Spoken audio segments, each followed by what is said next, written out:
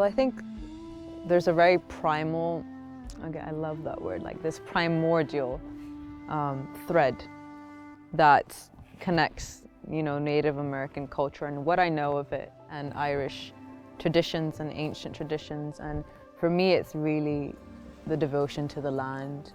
It's this deep, deep, deep reverence where you basically almost, you surrender yourself to the land when you do ceremonies. When I've seen, Irish and Druidic ceremonies and Native American ceremonies, it was all about this deep reverence for this force way bigger than us, which is the earth.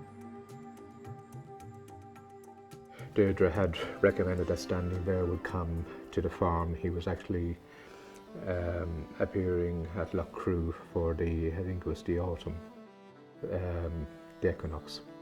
Standing Bear came across very, very well. An amazing man with a very, very sad history, a difficult history, and not so different from our own. We had actually a cacao ceremony taking place by two lovely Brazilian girls in the yurt, and I think that was from about 7 till 9 in the evening, and Standing Bear arrived probably halfway during when that session was going on. So he arrived here at the barn and was received and had coffees and teas and whatever till the cacao ceremony was over. And then when that was over, we all proceeded to the yurt, and I think it was about 25-30 people for the ceremony. So they all sat in a circle, and Standing Bear introduced himself, and Kim as well, and they talked about Kim about his interaction with the Aboriginal tribes in Australia, and Standing Bear about his own tribes and ancestors, and then went on to talk about his own sad childhood and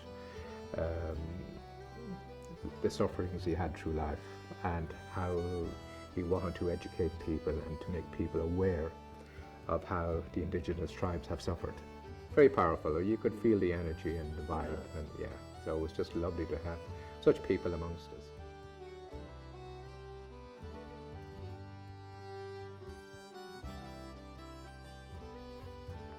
We created this sacred space, and there was a mutual agreement for everyone who came into the yurt and came together to focus on the heart, and there's actually a little poem written outside the yurt which kind of talked about entering a sacred space, and it's almost like a way of allowing yourself to just shed whatever worries you're having for the day, and even stories that you carry about yourself that weigh you down. What I would say about it was, there's no way really to translate what happened there, but I can only say that what I felt was something so potent because of his humility and more than anything, his courage to keep his heart open despite what he went through. And that gave me courage, and that gave everyone around me courage. And so the message I would say is to keep gathering, and it's not even about what you can offer, it's just gather people.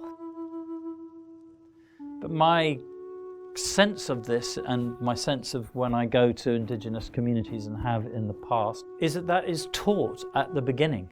And even when you become the most important person in that tribe for ceremonies, or the so-called chief or the chief healer or whatever, they tend to be the most humblest people in the room. If you meet somebody who comes crashing into a room saying and start giving you their credentials of what a great shaman they are, and how many people they've studied with, and you kind of almost immediately know that they're not. But the person who's sitting quietly in the corner is probably the person that you need to talk to. And I think that their culture is based on an understanding of that.